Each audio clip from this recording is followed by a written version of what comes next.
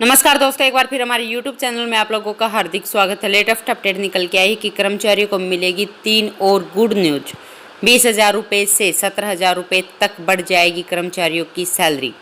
तो हर कर्मचारी जाने कि आखिर कैसे। तो दोस्तों, हम आपको सब डिटेल में बताएंगे कि कर्मचारियों को फ़ायदा कैसे मिलेगा। अगर आप हमारे चैनल पर फर्स्ट टाइम विजिट कर रहे हैं तो चैनल को लाइक कर दीजिए, सब्सक्राइब कर दीजिए, साथ ही साथ बेल आइकन को भी बजा दीजिए ताकि गवर्नमेंट या पेंशन से संबंधित जितनी भी न्यूज आती है उनकी नोटिफिकेशन आप लोगों के पास तुरंत पहुँच के। तो करते हैं वीडियो को स्टार्ट बिना किसी देरी के। दोस्तों, महंगाई भत्ते और एरियर के लाभ के बाद अब केंद्रीय कर्मचारियों को फिर 3 बड़ी खुशखबरी मिल सकती है। मीडिया रिपोर्ट के अनुसार डीए के बाद अब कर्मचारियों के fitment factor, house rent allowance, travel allowance में इजाफा हो सकता है।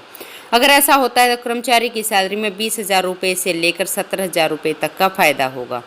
हालांकि यह बढ़ोतरी कब होगी यह अभी तक तय नहीं हो पाया है, ना ही इस पर कोई अधिक बयान सामने आया है।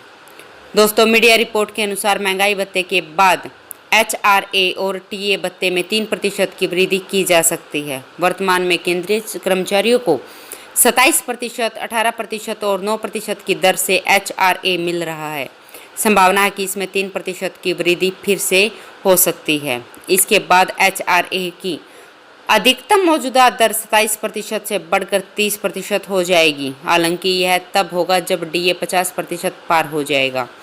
अब महंगाई भत्ता 34% हो गया है, तब माना जा रहा है कि एचआरए में फिर से इजाफा किया जा सकता है।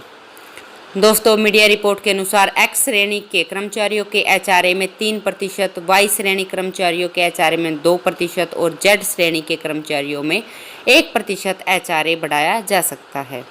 वर्तमान में एक्स श्रेणी के कर्मचारियों के बेसिक वेतन के 27%, वाई कैटेगरी को 18 से 20% और जेड कैटेगरी को 9 से 10% की दर से एचआरए मिलता है। यह दर एरिया और शहर के हिसाब से अलग अलग होती है। फिलहाल 3 कैटेगरियों के लिए मिनिमम एचआरए 5400 रुपये, 3600 रुपये और 1800 रुपये है। एचआरए 56,900 रुपये वालों को 15,363 रुपये महीना मिल रहा है। वही 30% एचआरए होने पर 56,900 वालों को 17,700 रुपये महीना हो जाएगा, यानी कुल अंतर 1,707 रुपये महीने का होगा और सालाना एचआरए में 20,484 रुपये की वृद्धि होगी। दोस्तों, केंद्रीय कर्मचारियों के महंगाई भत्ते की सौगात के बाद अब फिटमेंट फैक्टर का तोहफा भी कर्मचारियों को मिलने जा रहा है। इसमें बेसिक सैलरी में इजाफा होगा। सैलरी में फिटमेंट फैक्टर का अहम रोल होता है। इसके कारण ही वेतन में 2.5 गुना से अधिक की वृद्धि होगी। केंद्रीय कर्मचारी फिटमेंट फैक्टर को 2.57 गुना से बढ़ाकर 3.68 गुना करने की मांग कर रहे हैं। ऐसे में माना जा रहा है कि मोदी सरकार जल्द फिटमेंट फैक्टर पर विचार कर सकती है। अगर फिटमेंट फैक्टर बढ़ा तो बेसिक सैलरी 18,000 रुपये से सीधे 26,000 रुपये हो जाएगी, जिसका लाभ 52 लाख कर्मचारियों को मिलेगा। दोस्तों, आखिरी बार साल 2016 में फिटमेंट फैक्टर को बढ़ाया गया था और करीब 12,000 की बढ़ोतरी हुई थी। इसी साल 7वें वेतन आयोग की लागू हुआ था। उस समय कर्मचारी की न्यूनतम बेसिक सैलरी 6,000 रुपये से सीधे 18,000 रुपये हो गई थी। ऐसे में डीए 34% होने पर इसके बढ़ने की संभावना बढ़ गई है। कर्मचारी की बेसिक सैलरी को 7वें वेतन आयोग के फिटमेंट फैक्टर 2.57 से गुणा करके निकाला जाता है।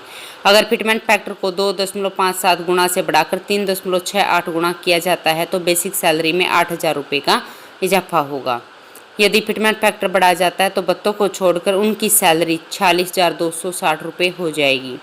3.68 होने पर सैलरी 95,680 रुपये हो जाएगी, यानी सैलरी में 49,420 रुपये का इजाफा होगा। दोस्तों, इसके साथ ही टीए में भी वृद्धि हो सकती है। दोस्तों, टीए का कैलकुलेशन का फॉर्मूला तो टोटल ट्रांसपोर्ट अलाउंस बराबर टीए प्लस टीए गुना में डीए का प्रतिशत बटे में 100।